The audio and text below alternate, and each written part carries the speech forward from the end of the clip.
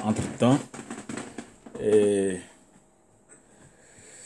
alors, donc voilà les questions sur lesquelles je voudrais me prononcer. Comme je vous dis, la convocation de l'imam, l'atteinte à la dignité humaine que nous avons constatée au regard de la vidéo qui circule sur Internet où on voit un de nos concitoyens qui est atteint de priapisme, c'est-à-dire cette érection longue durée, si on peut appeler ainsi, qui est présentée par des soignants. Les sondages de Kouassi, les prétendus attentats ou projets d'assassinat de Guillaume Soro que ses partisans disent prendre très au sérieux.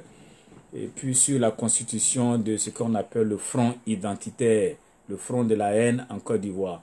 Et comment nous, autres du CPR, nous nous positionnons par rapport à cela. Voilà. Donc, très rapidement, je voudrais dire aux uns et aux autres que on nous dit qu'ils ont convoqué un imam, l'imam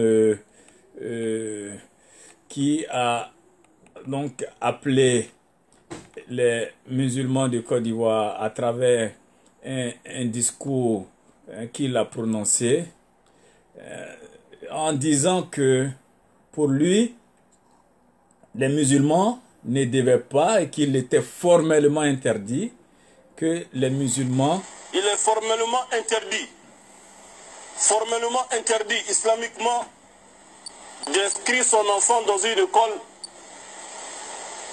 catholique ou dans une école protestante ou dans une école évangélique ou dans une école de témoins de Jéhovah. Peu importe le nom, il est interdit, formellement interdit d'y inscrire son enfant musulman.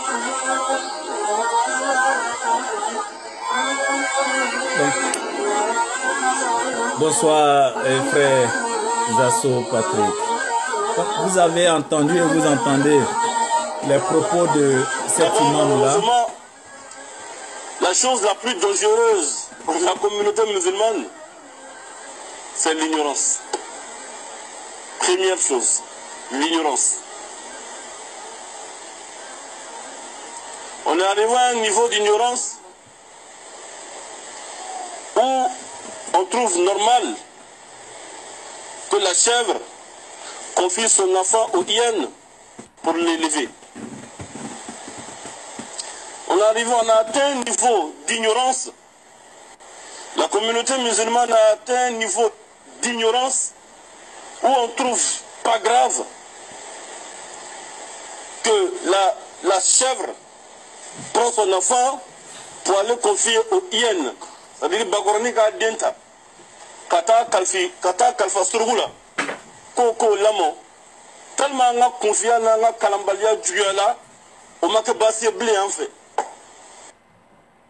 Bon, voici les propos donc de cet imam-là. Pour moi, ce sont des propos qui sont graves. Ce sont des propos qui sont graves dans un pays qui vient de traverser une situation que vous connaissez tous, une situation difficile où les citoyens d'un même pays ont eu à se combattre, à s'entretuer sur des bases ethniques, sur des bases régionalistes et sur des bases religieuses. Et quand on sort de pareilles situations, quand on sort d'une guerre civile comme celle que nous avons connue, il n'est pas bon dans l'espace public de laisser ces propos pareils circuler. Ce n'est pas bon pour la cohésion nationale, ce n'est pas bon pour l'unité entre les fils du pays et ce ne sont pas des propos de tolérance religieuse. Ça n'est pas bon. Ce n'est pas bon et je voudrais amener les uns et les autres. Je voudrais amener les religieux de nos pays à prendre conscience de leur responsabilité dans la cohésion de la nation. Il ne faut pas travailler à diviser la nation. Il faut travailler à raffermir l'unité qui est fragile d'ailleurs. C'est pourquoi ce type de propos-là, ce n'est pas bon. Ce n'est pas bon. Le Coran, le noble Coran, ici présent, nulle part dans le Coran, il est écrit qu'il est formellement interdit de scolariser son enfant dans une école catholique. Nulle part. Arrêtez donc de diviser la nation au nom de l'islam. Arrêtez de diviser la nation au nom de l'islam. Arrêtez.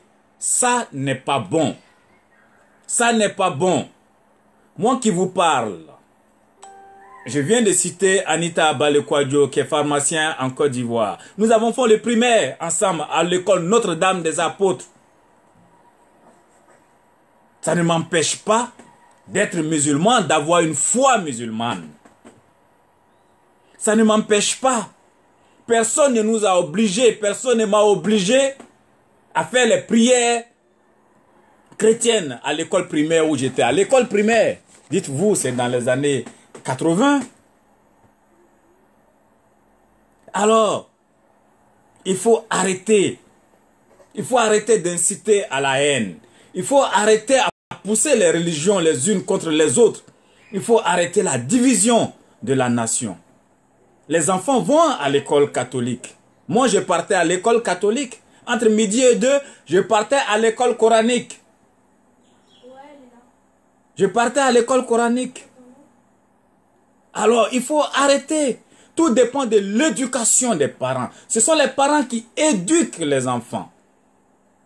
Les enfants vont dans une école, c'est pour avoir l'instruction.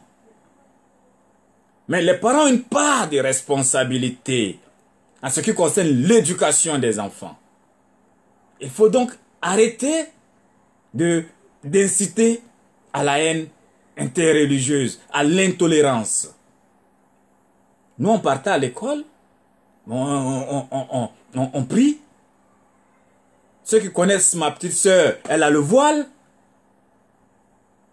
Elle porte le voile. Il faut arrêter. Elle a été membre de l'AMC, l'Association des élèves étudiants musulmans de Côte d'Ivoire. Pourtant, on est passé par l'école catholique. Il faut arrêter de diviser le pays. À l'école catholique où nous étions, par respect pour... Déjà, on apprend le respect de la religion d'autrui. Là-bas, ils respectent nos croyances et nos religions. Nous aussi, on respecte leurs croyances et leurs religions. Quand ils font le je vous salue le matin, on se lève avec eux, ils finissent leur prière et on fait le cours. Ça ne fait pas de nous des chrétiens forcés. Et mieux, on apprend la religion d'autrui. On s'ouvre de manière encyclopédique. On a une culture plus large. Et c'est une culture de tolérance. Il faut arrêter donc ce genre de pratique. J'étais orienté au séminaire, où j'ai été orienté pour me retrouver après au collège catholique. Au collège catholique, ou même au primaire, il y a des cours d'éducation religieuse qu'on appelle le catéchuménat, la catéchèse. Mais souvent, la catéchèse fait partie des notes d'école. Parce que dans les écoles religieuses, on avait à l'époque l'ECM qui faisait éducation civique et morale. Donc, la partie morale, les chrétiens faisaient la catéchèse qui comptait pour les notes. Mais les musulmans, les animistes et autres faisaient les cours de morale à la place des cours de catéchèse. Et ils avaient leurs notes de morale. Personne n'oblige quelqu'un à prier Jésus parce qu'il est dans une école catholique. Il faut arrêter. Il faut arrêter d'inciter les gens à la haine dans ce pays. Parlons de tolérance.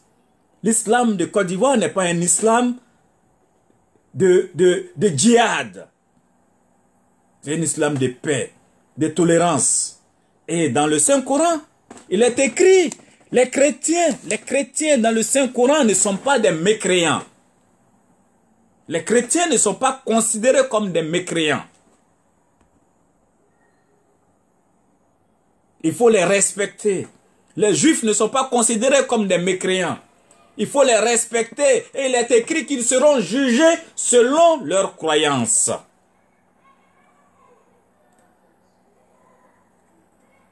Il faut arrêter. Il faut arrêter. Le monde est devenu trop dangereux pour qu'on fasse ce genre de choses. Nos frères qui vont faire des études en Arabie Saoudite, dans la République d'Algérie, dans les pays musulmans, est-ce que eux tous deviennent musulmans quand ils reviennent? Non. On a des compatriotes qui travaillent au Vatican, qui travaillent en Italie, qui vivent en France, qui sont des pays de civilisation chrétienne. Est-ce que pour autant qu'ils deviennent chrétiens? Non. On peut vivre dans un environnement chrétien. On peut avoir des amis chrétiens. Mais notre éducation religieuse, et c'est là l'importance de l'éducation de chaque parent vis-à-vis de son enfant, lui faire suivre le chemin de sa culture, de sa religion. On vit avec des drogués parfois. Mais est-ce que c'est parce qu'on a un ami qui fume des joints, on devient soi-même drogué? C'est l'éducation de chacun. Il faut éduquer nos enfants. Il faut éduquer nos enfants. Évitons d'entrer dans ce genre de division. Et c'est pourquoi je voudrais profiter de cette affaire pour interpeller l'État, pour interpeller le gouvernement. On m'a dit le gouvernement est dissous, mais il y a un premier ministre. Pour interpeller, pour dire que dans ce pays, il faut encadrer l'univers du disciple, ce qu'on peut dire dans le pays. Parce que la liberté d'expression n'est pas la liberté d'incitation à la haine, d'incitation à l'intolérance et la liberté d'injurier. Il faut faire la différence.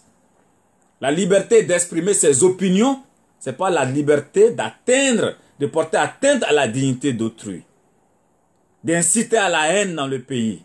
De tenir des discours de haine ethnique, des discours d'intolérance religieuse. Non, il faut qu'on encadre nos religieux.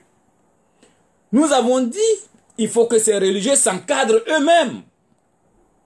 Le Conseil national islamique, le Haut Conseil et les autres institutions. Il faut mettre des codes de déontologie. Il faut établir des codes de déontologie. C'est valable pour les chrétiens, les pasteurs. Il faut qu'il y ait des codes éthiques. Il faut que l'univers du disciple soit encadré. Parce qu'on ne peut pas laisser dire tout et n'importe quoi dans un pays où la cohésion est aussi fragile.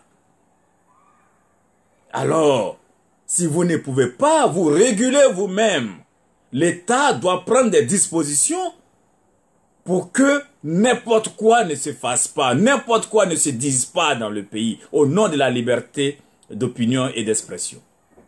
Non, non, ça n'est pas bon. Ce pays est trop fragile. Ce pays a sa cohésion qui est trop fragile pour qu'on laisse dire n'importe quoi par des soi-disant imams qui ne sortent de quelle école, on ne sait pas, pour venir inciter à la haine. Cet imam-là, on m'a dit qu'il a été convoqué. Mais bon, ce n'est rien être convoqué, tout le monde peut être convoqué, même nous-mêmes, les acteurs politiques, les leaders d'opinion et autres, on a le droit de nous convoquer pour nous entendre sur nos propos. Ce n'est rien. Je suppose qu'il ne sera pas arrêté. Je ne souhaite pas qu'il soit arrêté. Parce qu'il s'est prononcé sur le prix du billet du Hajj et tout ça, du tarif du Hajj. C'est pas pour ça qu'on doit arrêter quelqu'un. Il a la liberté de se prononcer sur ces choses-là. Il a la liberté de se prononcer sur les injustices qu'il y a dans le pays. Il a la liberté de se prononcer sur bien d'autres questions. Mais cette liberté-là, ça ne lui donne pas le droit de donner des consignes de vote. Imams, prêtres, pasteurs, que sais-je encore, n'ont pas le droit de donner des consignes de vote. Parce que ces personnes-là sont supposées être des représentants de Dieu sur la terre. Donc, ils sont dans une certaine posture d'influence sociale. Parce que les gens estiment que ce qu'ils disent est la sainte vérité. Ils ont une posture d'influence face à des citoyens qui sont dans une posture de vulnérabilité. Et donc, il ne faut pas qu'ils profitent de cette posture d'influence pour donner des consignes de vote. Ce serait malhonnête. Ce serait malhonnête. Ce serait abuser d'une autorité morale, une autorité religieuse pour donner des consignes de vote. Donc, à partir de là, quand des personnes sont dans cette posture d'influence, si elles donnent des consignes de vote, elles doivent être arrêtées. Tu peux lire ton Coran à tes fidèles, tu peux lire ta Bible à tes fidèles, mais si tu utilises ta posture d'homme religieux pour donner des consignes, on doit t'arrêter. C'est pas ça ton rôle. Des consignes de vote, on doit t'arrêter.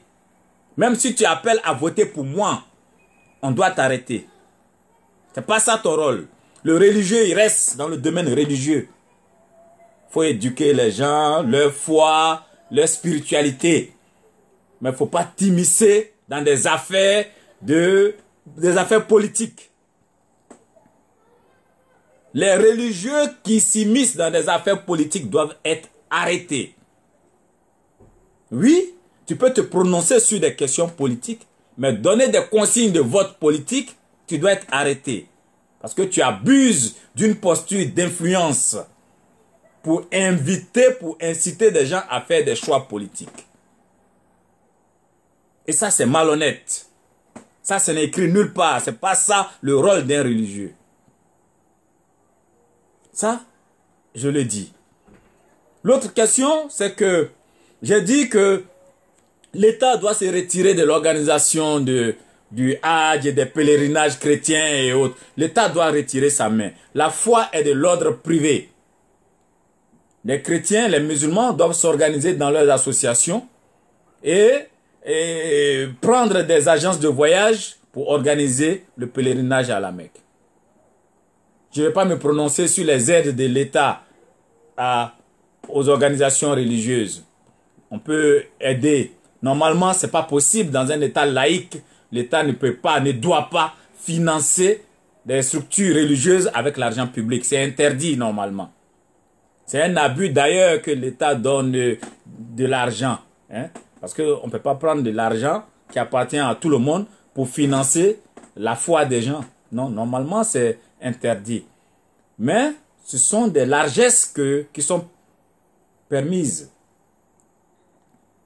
Mais l'État ne doit pas s'impliquer, même si vous donnez un peu d'argent pour faciliter certaines choses, l'organisation de certaines choses, ce n'est pas à vous d'être là où on organise, on paye et autres. L'État doit se désengager totalement.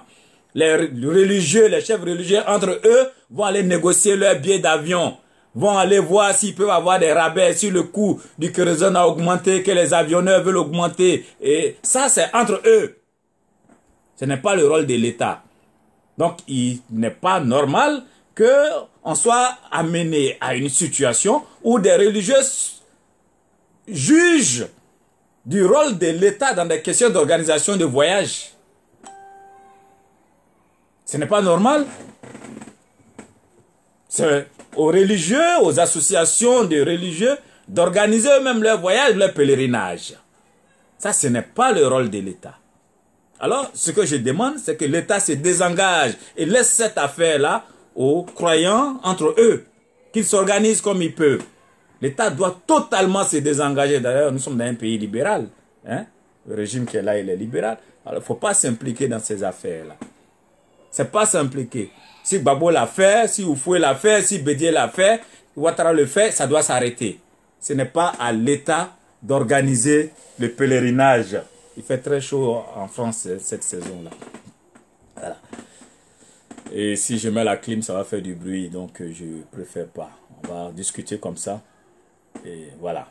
Alors, donc, c'est un peu ça, notre position. Il faut laisser les associations religieuses et les agences de voyage gérer exclusivement cette question. Voilà. Et il ne faut pas que les structures qui représentent l'État ou des individus qui représentent l'État perçoivent des sommes d'argent dans cette affaire de Hajj. Les leaders religieux qui donnent des consignes de vote doivent être arrêtés. Ils doivent être sanctionnés et ils doivent être interdits de prêcher dans toutes les églises ou mosquées de Côte d'Ivoire. Ça doit être clair. Ça doit être clair. Un leader religieux et la DST, les renseignements généraux doivent être dans les mosquées, dans les églises. En France, c'est comme ça. Les églises, les mosquées sont surveillées. Si un chef religieux tient des prêches qui incitent à la haine ou à la révolte, automatiquement il est arrêté. Et un pays doit être surveillé. Il ne faut pas inciter à la haine dans un pays. Il ne faut pas inciter à la guerre. Ce que nous avons vécu est suffisamment grave pour se laisser surprendre par ce genre de choses encore. Ce que nous avons vécu est suffisamment grave. On combat déjà le discours d'ethnicité. On combat le discours ethnique. On combat le discours xénophobe dans notre pays. On va encore se laisser surprendre par un péril de discours religieux? Non.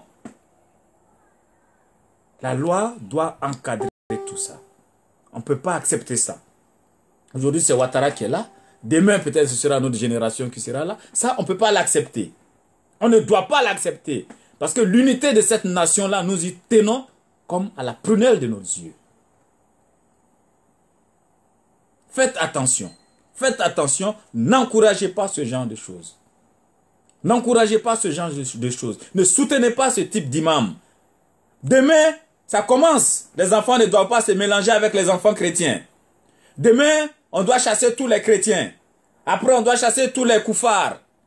Après, on doit... C'est comme ça, ça commence. Et puis, ça devient du Boko Haram, où on cherche à conquérir des territoires, où on sera que entre nous musulmans. Dans un communautarisme qui doit prendre une échelle nationale, où il faut, soit on convertit les gens, ou on les tue. Il faut arrêter ça. Ça commence comme ça, et finalement, on ne maîtrise pas. Il faut arrêter ce type de propos-là. La Côte d'Ivoire n'a pas besoin de ça. Et je le dis vraiment de manière très grave. Le pays n'a pas besoin de ça. Il faut arrêter. Il faut arrêter. Il n'y a pas de religion supérieure. Laissez nos enfants se mélanger entre eux. Laissez nos enfants se mélanger entre eux, se fréquenter entre eux. Chaque parent éduque son enfant en fonction de sa foi. Si vous êtes incapable d'éduquer vos enfants, ce n'est pas à l'école d'inculquer les valeurs religieuses. C'est à chacun à la maison d'inculquer les valeurs religieuses.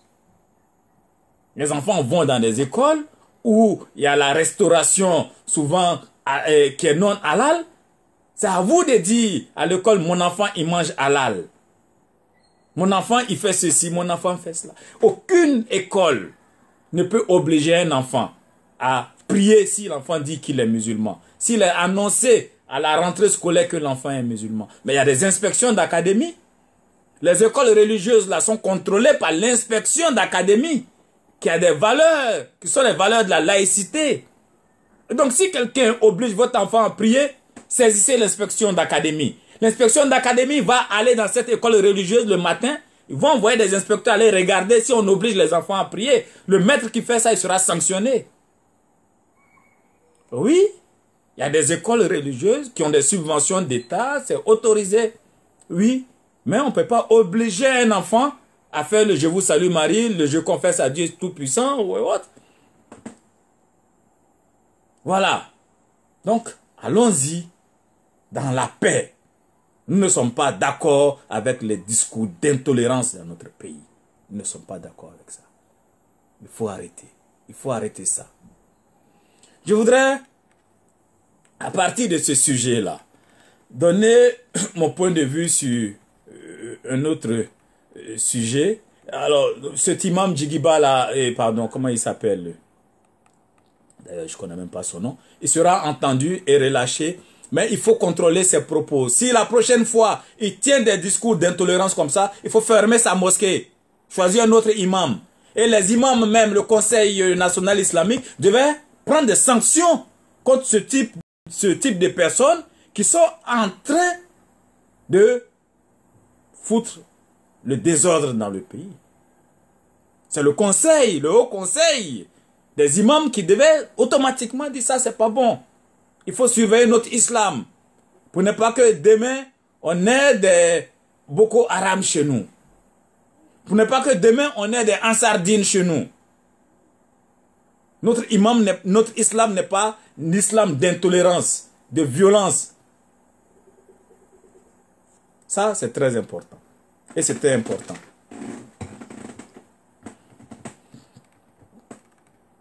L'autre sujet sur lequel je voudrais me prononcer, c'est la vidéo qui circule sur Internet, où on voit un monsieur qui a donc une érection, une érection durable, qu'on appelle dans le domaine médical le priapisme.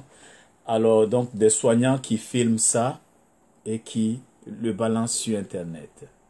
Et je crois que c'est Mohamed Ouattara d'une association de la société civile qui m'a envoyé la vidéo, donc m'a demandé de regarder, il m'a tagué dessus. Et donc un autre internaute qui m'a demandé de me prononcer dessus. Et pour moi, c'est quelque chose de grave. C'est quelque chose de grave parce qu'il y a atteinte à la pudeur. Il y a atteinte à la pudeur et c'est pas acceptable. Il y a atteinte à la dignité humaine. Ce n'est pas acceptable. Il y a la violation du secret médical. Parce que les soins qui se font dans un hôpital, ils sont recouverts par ce qu'on appelle le secret médical. On n'a pas le droit de prendre une vidéo et puis présenter à toute l'humanité l'intimité d'une personne. Comme ça a été fait. Parce que son identité aussi est dévoilée d'une certaine manière parce que ceux qui le connaissent dans le quartier peuvent le reconnaître. Ce n'est pas sérieux. Ça avait déjà dit qu'au niveau du CHU de Cocody, et je voudrais interpeller, avant d'interpeller la ministre, le directeur du CHU, ça veut dire que c'est du n'importe quoi dans le CHU de Cocody. Si c'est là-bas que ça se passe, d'après ce que me dit Mohamed Ouattara, ça veut dire que les soignants, au lieu d'aller soigner les malades, ils ont les portables dans les poches. Ils filment les gens, ils envoient sur Facebook. Il n'y a pas d'hygiène alors. Parce que les portables qui sont dans les poches sont des portables infectés.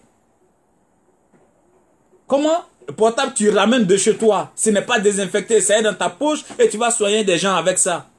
Tu transportes des microbes de chez toi, des microbes sur les malades. Des portables sont dans des poches de vos soignants. Mais ça doit être interdit. Ça doit être interdit. Il n'y a pas d'hygiène dans nos CHU. C'est ce que ça veut dire. Et c'est dangereux. C'est dangereux. Ça, c'est les règles basiques d'hygiène dans un hôpital. Des soignants qui se promènent avec des objets personnels dans leur poche, qui ramènent de chez eux. Ça, c'est un déjà. Ça veut dire que le directeur de ce CHU-là, il doit être convoqué. Il doit être convoqué. Ce n'est pas sérieux. Ça, c'est des choses qu'on ne laisse pas. On ne peut pas permettre ce genre de choses. Une atteinte c'est une faute grave. Et tous ceux qui ont fait ça, les complices et autres, ils doivent perdre leur diplôme. Là, c'est leur diplôme qui est en jeu, leur diplôme de soignant. Et donc, il faut des sanctions. Il faut des sanctions exemplaires. Et il faut que le directeur du CHU rassure les Ivoiriens pour dire que ça ne continue pas et ça ne va pas continuer. Ça veut dire, demain, tu envoies ton épouse au CHU, on filme ses parties intimes et demain, ils le mettent sur Internet. C'est ce que ça veut dire. Tu envoies ta mère, on filme ta mère et demain, ils peuvent le mettre sur Internet. Ils ont les portables en poche. Mais c'est grave ce qui se passe au CHU de Cocody et dans nos hôpitaux. Alors, je voudrais interpeller tous les directeurs des hôpitaux. Que des consignes strictes soient données. La violation du secret médical, c'est la perte automatique de ton emploi. C'est une faute lourde, une faute grave. Ça doit être sanctionné. Les portables qui sont aux mains des soignants, médecins, et infirmiers, aides-soignants, garçons de salle, un portable est découvert dans la poche des soignants, il est dehors, il est radié automatiquement. Et ils sont au travail, ils ne travaillent pas, ils passent le temps sur Internet à jouer, à filmer les parents des gens, à filmer les épouses des gens, les enfants des gens, les maris des gens. pour les mettre sur Internet. Alors, monsieur le Premier ministre, le gouvernement est dissous. Il faut qu'une décision rapide soit prise pour que les Ivoiriens soient rassurés. Pour nous dire clairement qu'on ne verra plus ce genre de choses dans nos hôpitaux. Il faut que les Ivoiriens soient rassurés. Et il faut qu'il y ait des sanctions. Les images circulent, les vidéos circulent. Par pudeur pour le monsieur et par bonne éducation, ça, c'est des choses que je ne mets pas sur ma page. Mais les vidéos circulent. Il faut que des sanctions soient prises. Et de manière exemplaire et dissuasive pour le reste des soignants. On ne peut pas accepter ça. On ne peut pas accepter ça. Ça veut dire que c'est comme ça que vous traitez nos mères. C'est comme ça que vous traitez nos pères. C'est comme ça que vous vous comportez avec nos épouses dans le pays. Quand elles sont entre vos mains pour être soignées. Ça, c'est de l'irresponsabilité. On ne peut pas accepter ça. Alors, les sanctions seront prises, doivent être prises de manière ferme sur cette question. Le ministère de la Santé est interpellé. Avant que le ministre, ça fait partie des affaires courantes à gérer, il faut qu'il y ait une sanction exemplaire sur ça et très rapidement. Parce que c'est comme ça que le peuple sera rassuré, que les citoyens seront rassurés pour dire que, voilà, on ne joue pas avec le secret médical. On ne joue pas avec le secret médical dans un pays. On ne joue pas avec la dignité humaine. On ne joue pas avec la pudeur. Un soignant, c'est l'hygiène.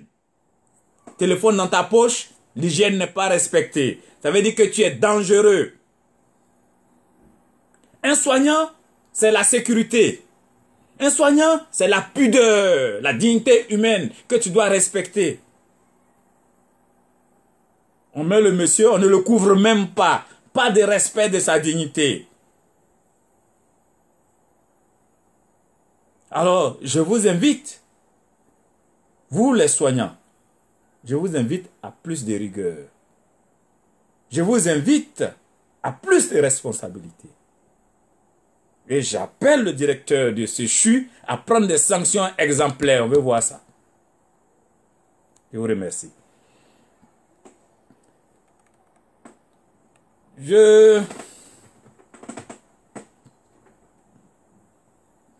y a eu cette semaine des sondages. Des sondages d'un journal Kwasi.com. Vous connaissez ce journal en ligne là, que j'appelle des sites poubelles, des sites construits avec les CMS, les derniers CMS, WordPress, Joomla et tout ça. Des gens qui... Bon, aujourd'hui, construire des sites internet, c'est des jeux d'enfants. Donc, tout le monde peut en construire. Moi-même qui suis là, c'est une de mes spécialités. Nous, on a commencé à construire les sites avec Dreamweaver. On codait individuellement. Et donc, les CMS nous ont trouvés là. Donc, construire un site internet, c'est un jeu d'enfants pour nous. OK? Et donc, voilà des gens qui se lèvent, ils construisent des sites, ils appellent ça Kwasi. Il y a quoi de mystérieux dans ça? Et ce site poubelle d'un certain Laurent Depa, un des amis de Guillaume Soro, que nous on a connu ici, il était avec nous à la maison de la presse et tournait avec nous.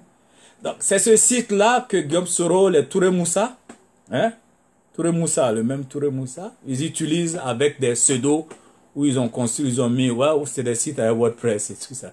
Donc, ils utilisent des pseudos, Donatien Kocha, ils ont plusieurs pseudos. Vous savez, quand vous construisez un site sur WordPress, vous pouvez donner des différents niveaux d'administration à plusieurs personnes. Il y en a qui sont éditeurs, il y en a qui sont simples lecteurs, il y en a qui sont admin et tout ça. Donc, vous pouvez créer plusieurs identités sur le site pour pouvoir écrire vos articles et les publier.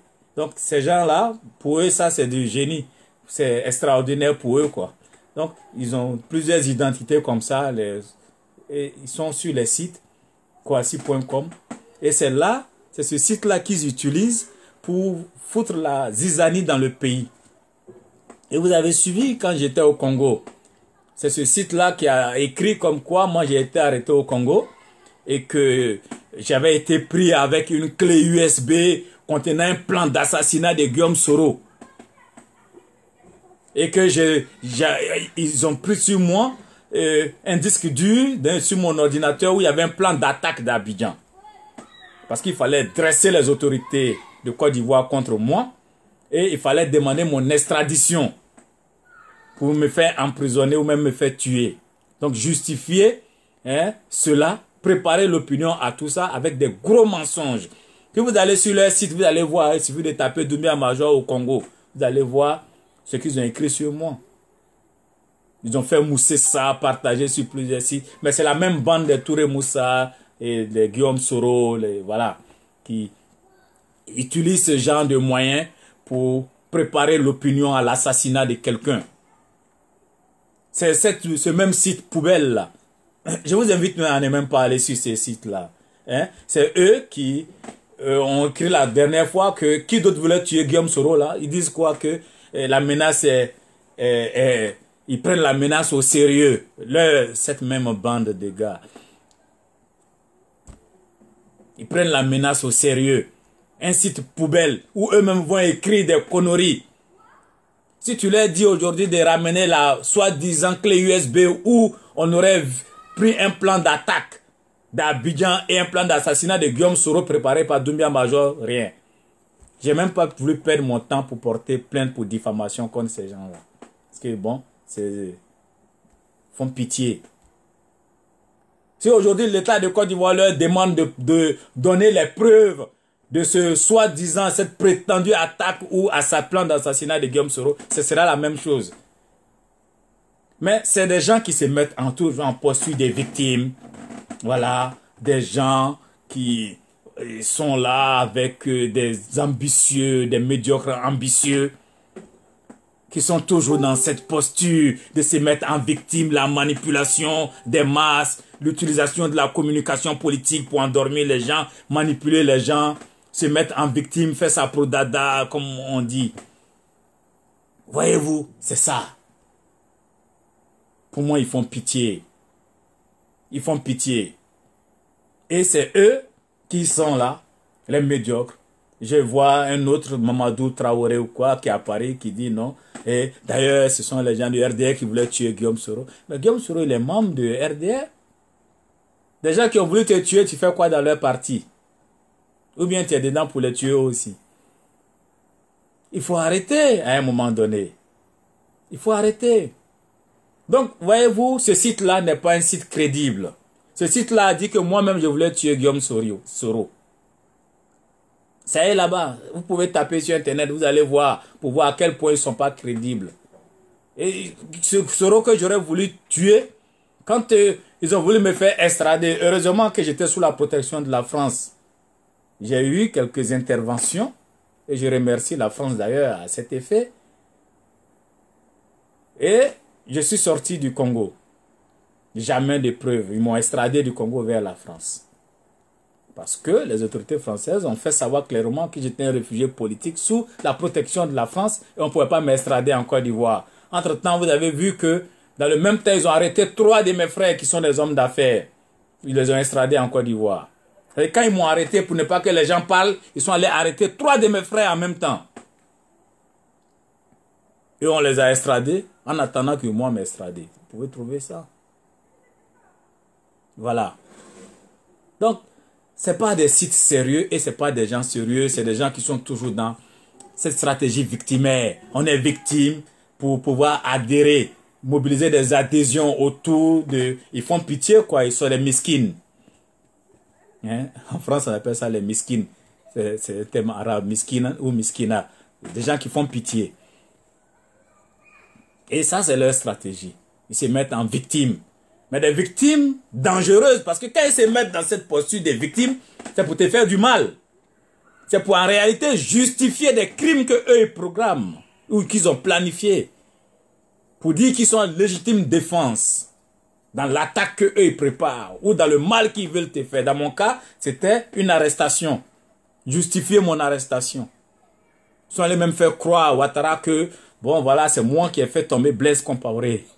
Et que après avoir fait tomber Blaise Compaoré, je serais venu à Abidjan pour pouvoir lui le faire tomber. Tout ça, j'ai été informé. J'ai été informé. Mais c'est les mêmes personnes. Depuis 2011, c'est les mêmes personnes qui distillent les mensonges. Aujourd'hui, eux qui disaient que les autres voulaient faire le coup d'État, aujourd'hui, c'est eux-là qui sont dans des schémas que tout le monde voit. Alors, ça fait pitié. Ils publient, ils ont tenté la dernière fois leur discours et tout ça. Vous me connaissez. Je les connais comme ma main, comme le fond de ma poche. Je peux vous dire il y a combien de pièces dedans. Donc, j'ai cette capacité d'anticiper ce qu'ils font. Hein? Alors, quand on a démonté leur truc et qu'ils voient que la base même du RDA est en train de se retourner contre eux, la base du RDA est en train de les voir dans leur vrai visage, les mythes qu'ils ont construits, les Franklin Yamassi, Guillaume Soro, c'est un génie, il a fait ça pour les étudiants, c'est pas le RDA qui l'a fait, et avant même d'être au RDA, c'est lui qui a mené de haute lutte le combat des étudiants de la FESI. Je l'ai mis au défi. Avec combien de temps là? J'ai dit, donne-moi un seul point de satisfaction des problèmes des étudiants que Guillaume Soro a résolu. Jusque-là, entre eux tous, leur galaxie ou leur bande, parce que moi ça ce sont des bandes. Il n'y a pas un qui a pu répondre. J'ai mis même une plateforme de lutte des étudiants. Il n'y a pas un qui a pu répondre. Donc, tout ce mythe-là, nous l'avons démonté. Ces mensonges historiques, nous les avons démontés. L'homme de l'année, je vais vous expliquer que c'est des mensonges. C'est l'homme de l'année de Fraternité Matin, Ivoire Soir, le journal gouvernemental. Pour le remercier d'avoir cédé la cité de Yopougon, 5000 lits. Pour le remercier d'avoir renoncé à tous les problèmes des étudiants. C'était une haute trahison. Il n'y a pas un point qui a été satisfait. Donc, allez, des gens créent des mythes, des mensonges, des falsifications de l'histoire. Donc, que les uns et les autres arrêtent à un moment donné de se faire passer pour ce qu'ils ne sont pas. Franklin Yamassi, Doumbia Major, vous étiez moi j'étais à Abidjan en pleine, en 2011, 2011, en pleine guerre civile. Au moment où tes amis fuyaient pour aller cacher leurs femmes en France et ailleurs. Moi j'ai payé de mon billet, ma poche. Mon argent, j'ai payé billet, c'est pas quelqu'un qui a payé pour moi. Et je n'étais pas surveillé par les forces licornes ou une quelconque force. Donc je ne suis pas un peureux. On aurait pu me tuer à Abidjan. J'aurais pu. Au siège de Yopougon, de RDA Yopougon, je suis allé faire un meeting là-bas. Quand je suis quitté là-bas, c'est après qu'ils sont allés tuer des gens au siège. Au Café Terré, la même chose. Donc, arrêtez de faire croire que vous avez mené des luttes. On ne veut pas parler que les autres n'étaient pas là. Vous avez mené quelle lutte et nous, on n'était pas là. Quelle lutte? Le combat du discours, là, on était là. C'est nous qui avons tenu les discours contre les... lui qui dit, je suis noir, je ne mange pas du manioc. Comment on appelle Kelman. C'est nous qui tenons les discours face à vous. Vous étiez cachés à ce moment-là. On ne vous connaissait pas. Les Gaston Kelman, comment on appelle l'autre dame camerounaise et autres là. C'est nous qui menions les débats à l'époque. Ce qu'on dit la guerre, c'est la guerre d'opinion, la guerre du discours. Vous étiez où aujourd'hui? On vous voit sortir là. Vous étiez où? Nulle part. Vous étiez cachés. Aujourd'hui, vous venez, tel a fait ceci, tel a fait ça, tel n'était pas là. Mais allez demander à vos gens là où telle personne, et on se connaît. On se connaît. Il dit, tu étais avec IB. Je n'étais pas avec IB, c'est faux. Je suis le seul. Allez voir sur mon mur Facebook. Le 2 avril 2011, c'est moi qui ai dit à IB. Et c'est encore écrit sur mon mur Facebook. Qu'on a mené ce combat après 10 ans d'exil. Quelqu'un ne va pas venir me dire qu'il va mettre en place une transition. J'étais le seul en ce moment. IB était fort dans son commando invisible à Bobo. Eux tous avaient peur. Eux tous. Il n'y a pas quelqu'un qui pouvait se prononcer. J'étais le seul, ça est sur mon mur encore. Maintenant, il était avec IB, il a fait ceci. IB et moi, c'est moi, j'ai fait sortir IB des prisons pour le faire loger chez mon ami Ismaël Diomandé. À la rue, comment on appelle, la porte des Choisis. Vous parlez de quoi? Après, quand il voulait faire son site major ib.com et autres, je lui ai dit, je n'entre pas dans ça, IB. Si tu veux faire des sites, moi, je peux le faire pour toi. J'ai été formé, mais ce que tu es en train de faire, c'est de la communication politique. Tu auras des adversaires politiques. On ne s'est pas entendu. Il a pris sa route, j'ai pris ma route. La preuve en est qu'il s'est retrouvé au Ghana avec ses amis, ou même il allait mentir que des gens venaient le voir, lui, leur donnait quelques euros et autres, pour se glorifier devant ces gens-là. Alors que c'est moi qui l'ai logé chez mon ami Ismaël, j'étais obligé de payer la popote là-bas pour lui. Et cet ami-là, je lui ai trouvé un boulot à mon lieu de travail comme vigile. Parce que je lui ai donné un bagage à porter. Mais bref, ça c'est pas important. Donc c'est moi qui me suis levé contre IB. Donc j'étais avec quel IB? Eux ils étaient avec IB plus que moi. J'étais à Ouaga avec IB. Donc il faut arrêter. Il faut arrêter. Donc voilà. C'est un peu ça. Des gens créent des mythes. Des gens... c'est du mensonge. C'est du n'importe quoi, chers compatriotes. C'est pourquoi je leur dis, allons-y à la paix. Allons-y à la paix. C'est nous qui avons fait telle personne. C'est nous qui avons fait ceci. Toi, tu peux... On était à Abidjan ensemble. On était là-bas. On n'a pas eu peur. On a laissé tout derrière nous. On n'a pas attendu de se cacher derrière licorne pour parler. On était sur le terrain. On vivait pratiquement dans la clandestinité. Roger Youan, il est là. Hein, Roger? Et les autres? Donc, arrêtez. Arrêtez. Arrêtez. Arrêtez. On va parler en temps opportun. Pour l'instant, on ne veut pas parler. On vous regarde, vous agitez. Calmez-vous. Construisons un pays de paix. Un pays de réconciliation. Un pays d'unité. Nous, là, nous, on a combattu. On n'a jamais rien demandé en retour. Vous dites que les gens étaient ingrats avec vous. Nous, on va dire quoi? Nous qui avons combattu, puis on a dit on veut rien, là, on va dire quoi? Des gens étaient ingrats. Nous qui avons payé des billets d'avion pour aller affronter la mort. On n'était pas protégés par les licornes. On n'était pas protégés par les forces françaises.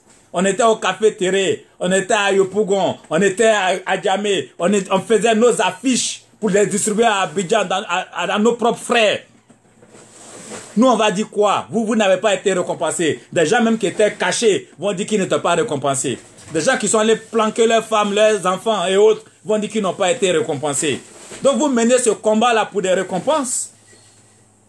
Donc votre combat n'était pas sincère. Des postes. Pour des postes, vous voulez brûler le pays.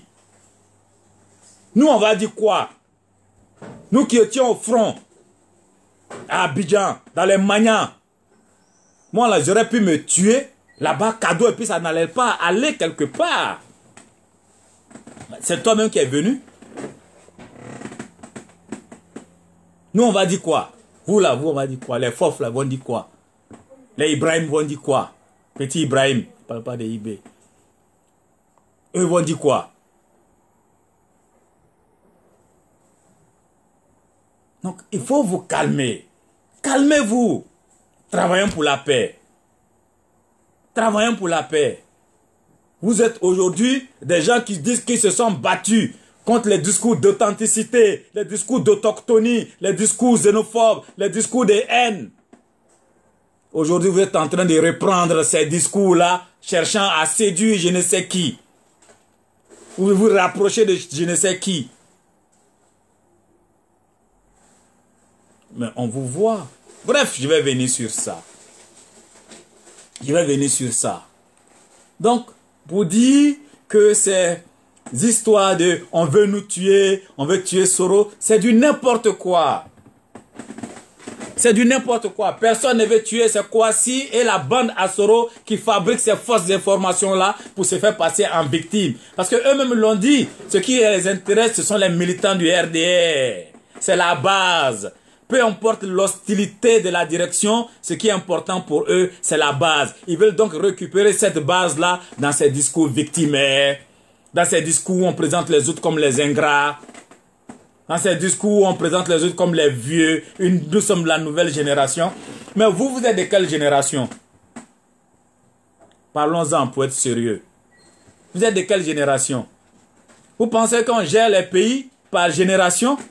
On gère les pays par compétence. On gère les pays par intégrité morale. On gère les pays parce qu'on a des valeurs, on a des projets de société. On ne gère pas les pays par groupe mafieux générationnel. On gère les pays par projet de société, l'intégrité morale, la compétence des uns et des autres. Sur ces points-là, qu'est-ce que vous pouvez offrir à la Côte d'Ivoire, aux Ivoiriens, pour qu'ils portent leur choix sur vous? Qu'est-ce que vous pouvez offrir? Moi, je me garde de parler. Je me garde de parler parce qu'on n'est pas en campagne. Mais vous avez eu la responsabilité, comme je le dis aux jeunes qui souvent vous parlent de la gestion du Nord, non? Vous avez mis en place la centrale. Donc vous avez un bilan sur le plan des droits de l'homme. Vous avez un bilan économique. Vous avez un bilan moral. Vous avez un bilan social. Vous avez un bilan en termes éducatifs. Vous avez un bilan. Vous n'êtes pas des hommes nouveaux. Vous n'êtes pas une génération nouvelle. Hein? Vous avez un bilan. Vous avez un passé. Donc vous ne venez pas sans bilan. Et puis c'est vous qui établissez les lois à l'Assemblée nationale. Donc vous êtes responsable de l'actualité. Vous avez géré le pays dans l'autre partie avec Gbagbo. Vous avez encore là-bas un autre bilan. Vous avez triple bilan. Et vous serez jugé sur ces triples bilans. Quand on rentrera en campagne, on fera campagne sur ces bilans.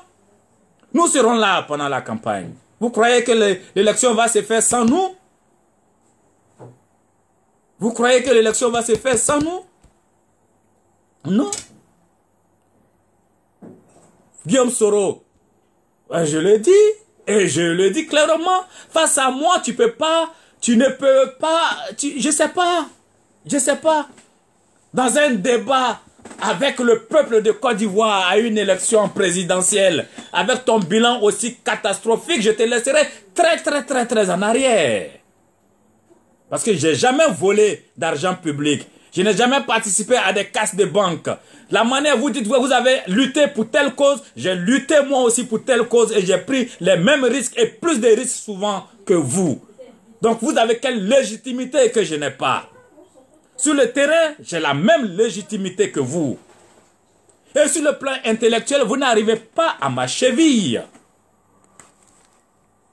Des gens qui n'ont jamais travaillé, tu as quitté la fac pour aller chercher des postes de direction où il y a des conseillers et des techniciens derrière toi. Tu ne t'es jamais levé à 5 h du matin. Tu ne connais pas ce qu'on appelle la souffrance au travail. Ce n'est pas mon cas. Moi, je me lève à 5 h du matin. Je me lève à 4 h du matin. Donc, j'ai une expérience de travailleur. On n'a pas le même cas. Donc, vous allez nous dire quoi? Sur le plan intellectuel, nos propositions, vous n'arrivez pas, vous allez copier nos propositions tous les jours. Vous allez les copier sans même comprendre ce que c'est. Quand nous proposons de moderniser le pays, qu'est-ce que vous pouvez y comprendre? Un gars qui ne sait même pas lire un code source HTML.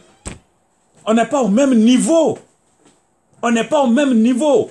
Donc moi, je vous regarde comme des gamins des enfants gâtés de la République, qui sont là parce qu'ils ont quelques armes, ils utilisent la force pour s'imposer, ils ont volé de l'argent, et comme le pays aujourd'hui est en une situation de faillite morale, où les gens sont obligés d'applaudir les voleurs pour avoir un peu, vous pensez qu'avec ça, là, vous pouvez gérer un pays? Vous avez quelle compétence? Vous avez quelle compétence? Une bande de médiocres. Certains ont été renvoyés de l'université à Daloa. d'autres n'ont pas pu soutenir un master en histoire, ils se font appeler historiens. Leur chef lui-même, un matin, il dit qu'il est politologue. Le lendemain, il dit qu'il est enseignant alors qu'il n'a jamais donné un cours à domicile. Bon, vous allez mener quel débat avec nous? Quel débat?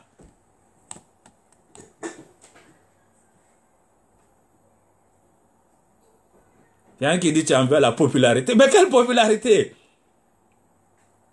La popularité de Douk Saga là? Mais vous pensez que les Ivoiriens sont tellement idiots que des gens comme ça, ils vont leur confier leur destin? Des gens, on t'a donné 60% du territoire. Tu n'y as semé que ruine et désolation et violation des droits de l'homme. Et j'ai dit, ceux-là, c'est des voyous. Ça, c'est pas des hommes politiques, c'est des voyous, c'est des bandes armées. Des gangsters.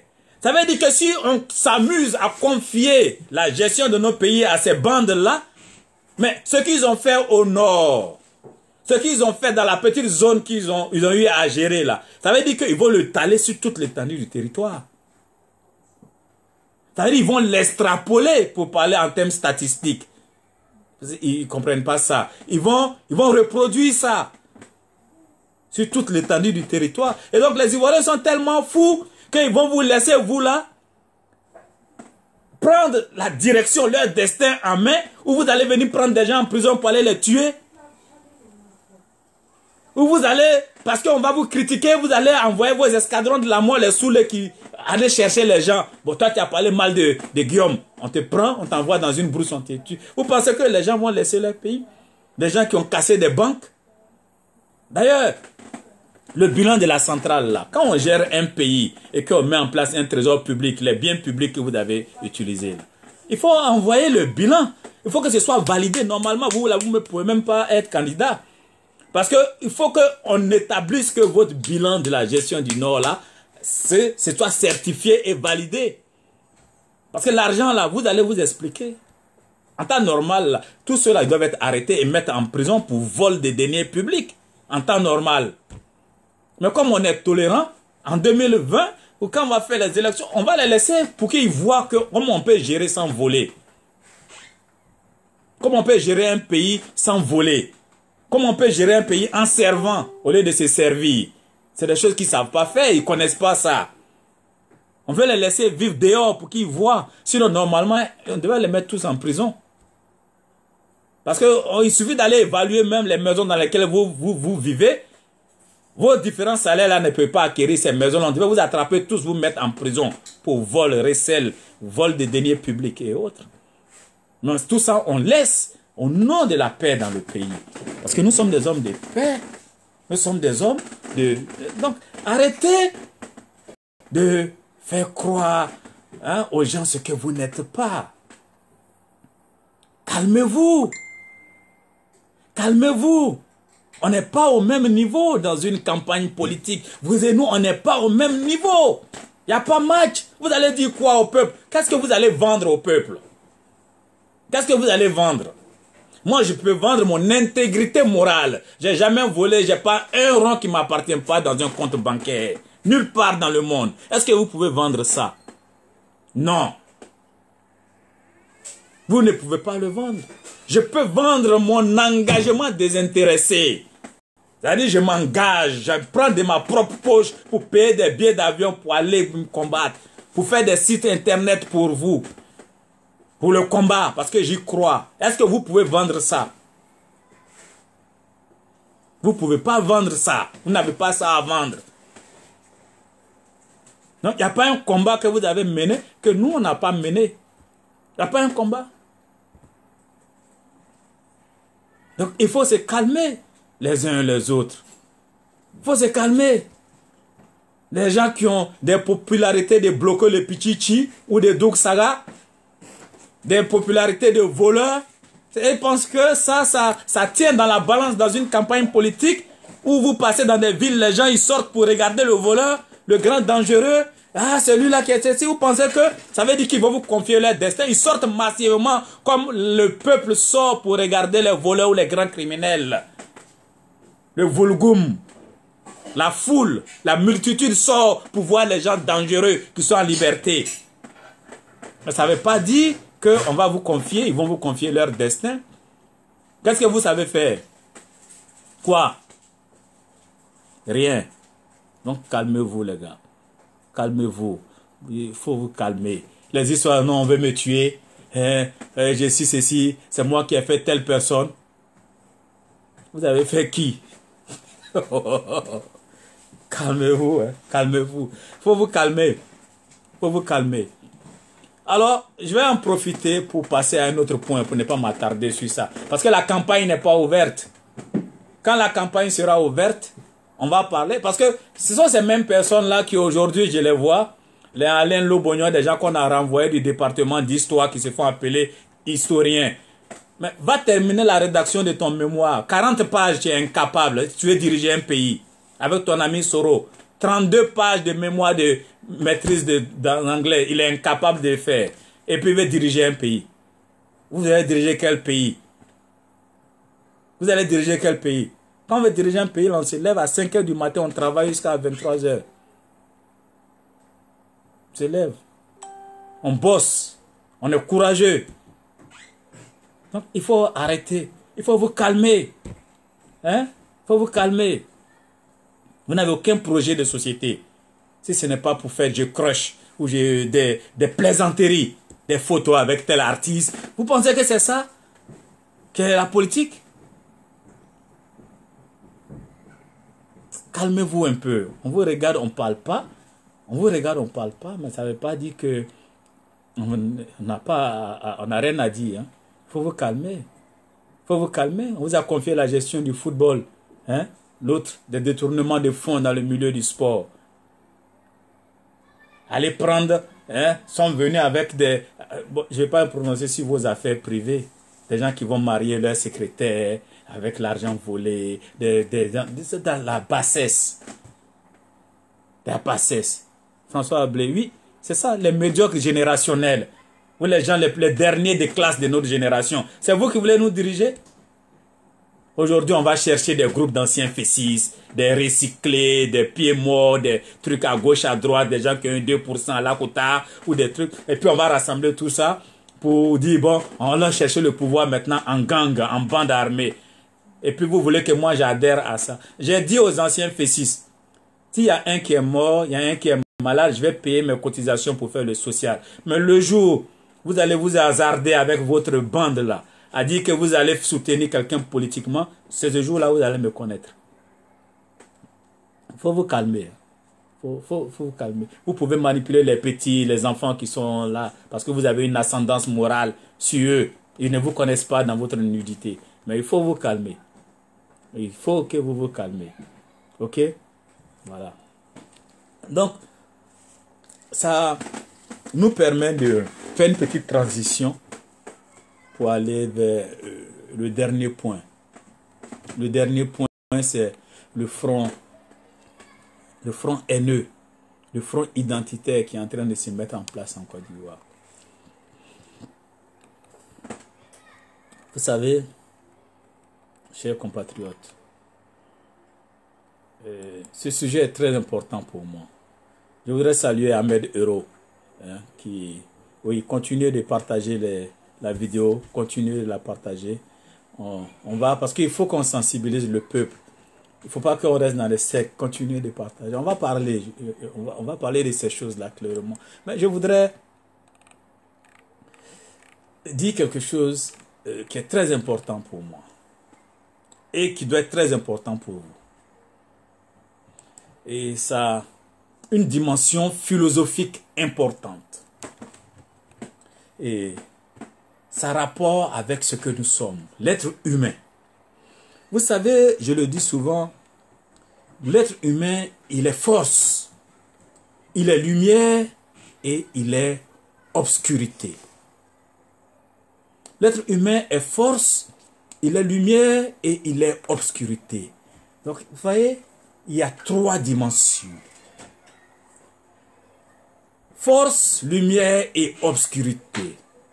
Les 2 derniers éléments que je viens de citer se servent du premier, c'est-à-dire la lumière et l'obscurité se servent de la force pour agir et atteindre des objectifs.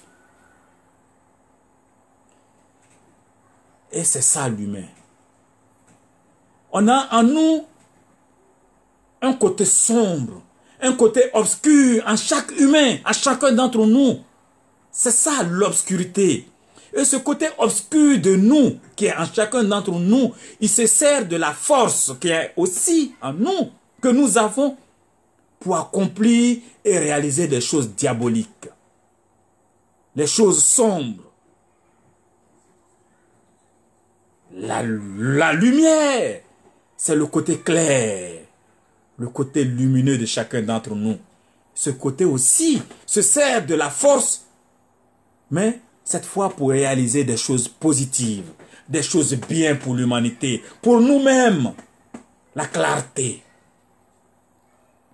La lumière et l'obscurité sont deux énergies, deux sources, ce qu'on appelle l'énergétique, le moteur de l'action humaine. La force, quant à elle, sert à construire ou à détruire. Vous voyez, c'est très important ce que je suis en train de vous dire. C'est une dimension philosophique, mais c'est ça. L'être humain est diable et ange. Le diable est en chacun d'entre nous, l'ange est en chacun d'entre nous.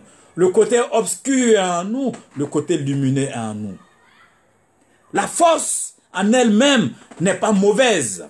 La force n'est pas mauvaise. C'est l'utilisation de la force qui fait qu'elle est une chose positive, une chose négative.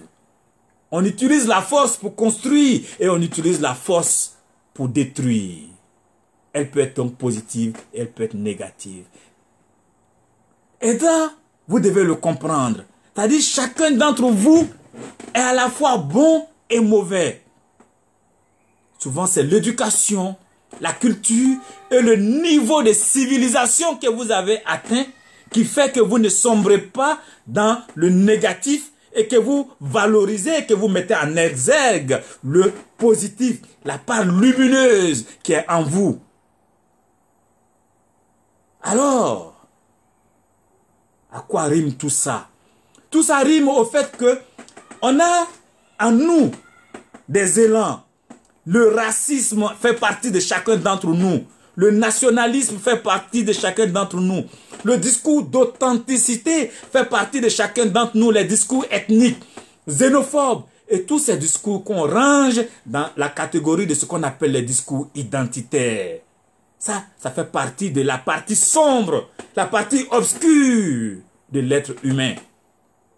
C'est en chacun d'entre nous. Le repli sur le sang, le repli sur la tribu, faire du mal à autrui. Et toute cette partie sombre-là, quand on l'exacerbe, quand on la stimule, cette dimension de l'humain-là, l'humain peut commettre des actes les plus barbares, les plus sauvages, les plus diaboliques. Il peut être méconnaissable. C'est cela, l'être humain. Voyez-vous, par contre, quand on stimule, quand on exalte, quand on permet à la partie lumineuse d'éclore, on tire l'humain vers ce qu'on appelle la société civilisée. La civilisation, le lieu où dominent les convictions rationnelles, la rationalité, l'amour de l'autre et les valeurs de justice, les valeurs d'égalité, les valeurs de partage. C'est une autre dimension de l'humain. Le côté sombre, c'est la haine de l'autre. Le côté lumineux, c'est l'amour de l'autre, le partage, l'égalité. Et c'est ça l'être humain. Cet être-là dans lequel coexiste le côté noir, sombre et le côté lumineux. Aucun être humain, aucune société humaine n'est à l'abri de basculer, n'est à l'abri de la régression dans sa partie obscure, la partie sombre. Tout comme l'individu lui-même, la société humaine, la société politique est sujette à une lutte permanente. On se bat permanemment entre la lumière et l'obscurité, entre la régression dans le nationalisme, la xénophobie, le tribalisme et l'exaltation de la civilisation, des valeurs de civilisation, de partage, d'amour, la démocratie. Il y a toujours ce combat perpétuel entre ces deux dimensions-là. Des dimensions qui sont dans l'humain, des dimensions qui sont dans la société. C'est une lutte permanente. Une lutte permanente entre des hommes politiques qui utilisent ce côté obscur dans leur discours et les hommes politiques qui exaltent la lumière. Et même les hommes politiques qui utilisent la lumière, à un moment donné, peuvent basculer du côté obscur et vice-versa, en fonction des expériences personnelles, en fonction de leurs ambitions. Quelqu'un qui peut dire qu'il a combattu contre l'authenticité, parce qu'il a des ambitions, il peut régresser dans le nationalisme, dans la haine. Et c'est ça, l'humain. C'est ça la société politique. Et c'est un combat permanent.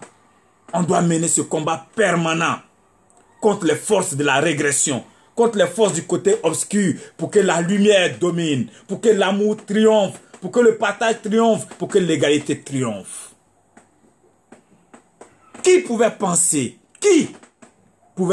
que la France, la grande France, que les gens appelaient la patrie des droits de l'homme, la France qui a connu le siècle des Lumières, avec des philosophes comme les René Descartes, avec des gens comme les Montaigne, avec les hommes comme les cardinals Richelieu, cette France-là, qui pouvait penser, cette France de 1789, la Révolution, qui pouvait penser donc que cette patrie des droits de l'homme, qui nous a été présentée comme la patrie des droits de l'homme, qui s'est targuée d'être une nation civilisée depuis 1789, qui pouvait penser que cette nation-là, dans les années 40, tout récemment, pouvait basculer dans le nazisme, dans la collaboration, dans la haine, dans un consensus pour tuer des humains sur la base de leur race,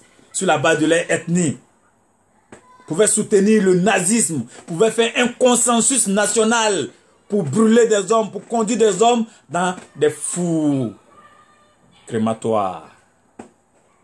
Qui pouvait penser que cette France dite civilisée, ayant atteint donc la lumière, pouvait basculer du côté de l'obscurité dans les années 40 et 45.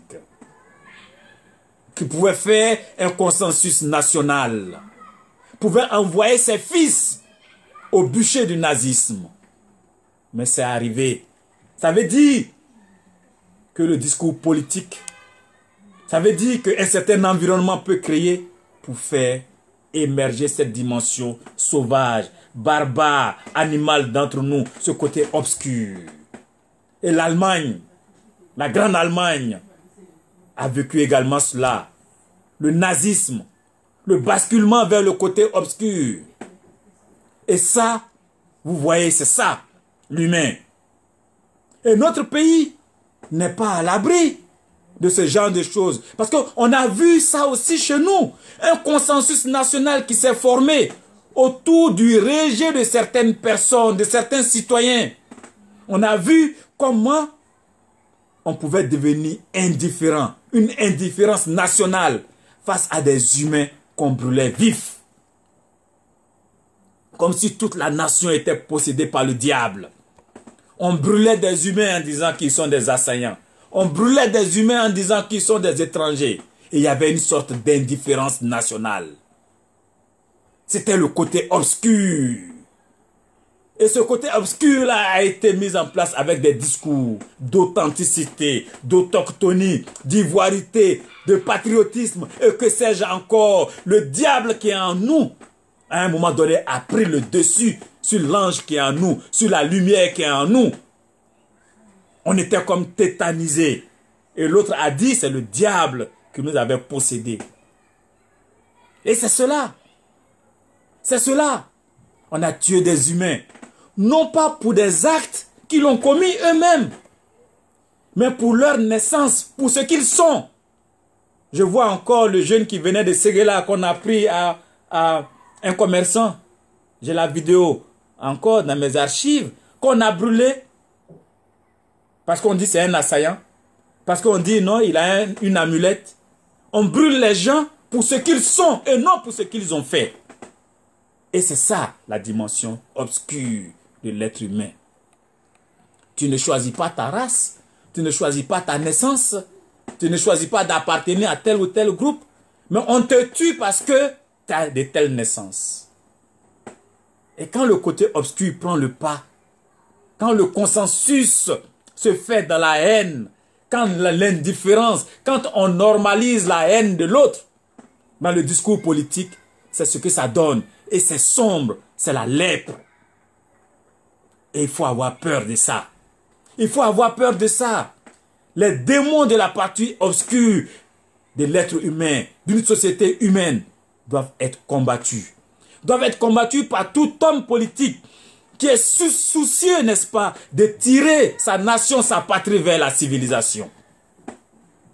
C'est pourquoi d'ailleurs, dans les nations civilisées,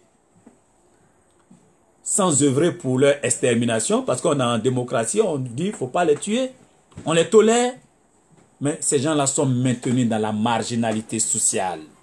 Ce sont les partis nationalistes, ce sont des partis minoritaires. Mais, comprenez-le, les hommes politiques du côté lumineux, les hommes politiques qui tirent leur pays vers la civilisation, ne reprennent jamais, et ça jamais, le discours des gens du côté obscur. Le discours des haineux. Ils ne s'associent jamais aux politiques haineux, ces adeptes du discours nationaliste, ethnique et identitaire. Car ils savent, et je vous le dis bien, ils savent les ravages que cela peut provoquer dans une société. Ils savent les ravages. Et vous savez les ravages que l'ivoirité a provoqués dans une société. Même si certains sont encore sous l'influence de cette haine et qu'ils veulent fermer leurs yeux sur les ravages de ces discours d'authenticité, de haine. Ces discours qui ont amené la guerre, la désolation.